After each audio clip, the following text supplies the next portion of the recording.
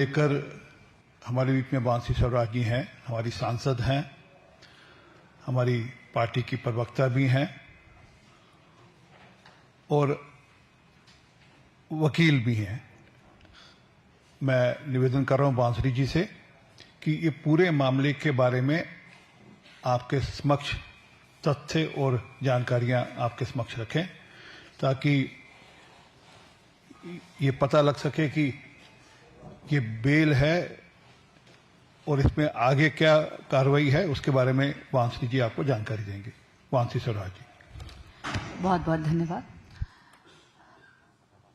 आदरणीय बड़े भाई आरपी सिंह जी और यहां उपस्थित मीडिया के बंधुगण, आज एक बहुत ही महत्वपूर्ण फैसला आया है honourable supreme court of India के तहत, और आम आदमी पार्टी मुझे लगता है शायद आदत से मजबूर है, वो पुनः जनता को और मीडिया के मित्रों को गुमराह करने का प्रयास कर रही है।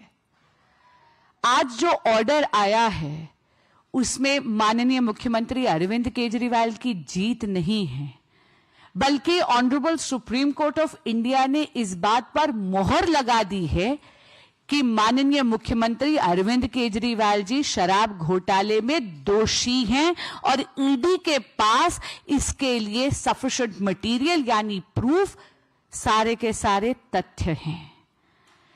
मित्रों, ये देखने की बात है कि माननीय मुख्यमंत्री अरविंद केजरीवाल जी ने अर्जी क्या लगाई थी। उनकी पिटीशन थी बेल के लिए नहीं, बल्कि इस बात के लिए कि यह बात प्रूव करी जाए या कोर्ट इस बात को एडजुडिकेट करे कि उनकी अरेस्ट इलीगल है, उनकी अरेस्ट अवैध है। Honourable supreme court of India ने उनकी इस प्रेयर पर उनको कोई राहत नहीं दी है, बल्कि सुप्रीम कोर्ट ने तो यह पाया कि सफिशिएंट एविडेंस है ईडी के पास अंडर सेक्शन 19 की रिक्वायरमेंट्स प्रूव करने के लिए। और सेक्शन 19 की रिक्वायरमेंट क्या है, जरा एक मिनट सेक्शन खोलकर देख लीजिए। ये पीएमएलए एक्ट है, इसका सेक्शन 19 पढ़ के बस एक सेंटेंस पढ़कर सुनाऊंगी। The director, deputy director, assistant director or any other officer authorized should have reason to believe any person has been guilty of an offense punishable under the act, he may arrest such a person. और supreme court ने क्या पाया? Supreme court ने यह पाया कि investigating agencies के पास sufficient material था सेक्शन 19 की रिक्वायरमेंट प्रूव करने की। सेक्शन 19 की क्या रिक्वायरमेंट है कि आप प्राइमा फेसी दोषी हैं उस गुनाह के। इसका मतलब है आज सील ऑफ अप्रूवल लगाई है सुप्रीम कोर्ट ने। ये जो इंटरिम बेल मिली है माननीय मुख्यमंत्री अरविंद केजरीवाल जी को, ये सिर्फ इसलिए मिली है क्योंकि एक point of law larger bench को रिफर करा गया है। जब भी कोई चीज लार्जर बेंच को रिफर करी जाती है उसकी सुनवाई में थोड़ा समय लगता है, लेकिन इसमें दो बातें बहुत महत्वपूर्ण हैं। कुछ दिन पहले ईडी ने एक बहुत ही डिटेल्ड चार्जशीट कोर्ट के समक्ष रखी थी। उस चार्जशीट के तहत व्हाट्सएप चैट्स, साक्ष्य और बाकी के बाकी तथ्य देखकर यह पता चला था कि माननीय मुख्यमंत्री अरविंद केजरीवाल जी शराब घोटाले के किंग पिन हैं।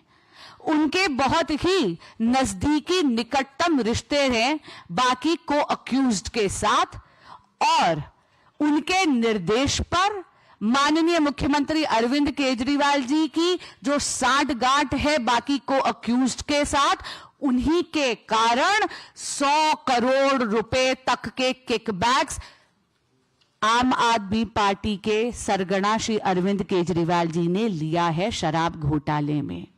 उस 100 करोड़ रुपए में से 45 करोड़ रुपीस आम आदमी पार्टी की गतिविधियों के लिए इस्तेमाल हुए गोवा चुनाव में, और इसी के कारण आम आदमी पार्टी पहली पार्टी बनी है भारत के इतिहास में जो भ्रष्टाचार में इतनी लिप्त है कि उसको भी अभियुक्त बनाया गया चार्जशीट में। आज सुप्रीम कोर्ट ने एक और बहुत बड़ी ऑब्जर्वेशन दी है। सुप्रीम कोर्ट ने कहीं ना कहीं डायरेक्शन नहीं दी, लेकिन एक इशारा जरूर करा है। सुप्रीम कोर्ट ने यह इशारा करा है कि जब भी कोई भी कॉन्स्टिट्यूशनल फंक्शनरी इस प्रकार के अपराध में लिप्त होता है तो उसको अपने पद से इस्तीफा देना चाहिए। लेकिन माननीय मुख्यमंत्री अरविंद केजरीवाल जी इन्वेस्टिगेटिंग एजेंसीज को गुमराह कर रहे हैं, अपने साथियों को भी लिप्त कर रहे हैं। कभी सौरभ भारद्वाज जी का नाम लेते हैं, कभी आतिशी जी का नाम लेते हैं, कभी दुर्गेश पाठक जी का नाम लेते हैं, पर सत्ता के मुंह में इतने मदमस्त हैं कि सीएम की कुर्सी को छोड़ने के लिए वो तैयार नहीं हैं।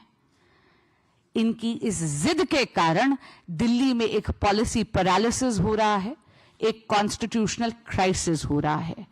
आज जो इंटरिम बेल की कंडीशंस हैं वो वही हैं जो उनको पहले भी दी गई थी, यानी 10 मई का ऑर्डर जिसके तहत उनको इंटरिम बेल गई थी वो कंडीशंस लागू होती हैं। और उन कंडीशन तो आप सुन रहे थे दिल्ली की भाजपा सांसद बांसुरी स्वराज को, जो आम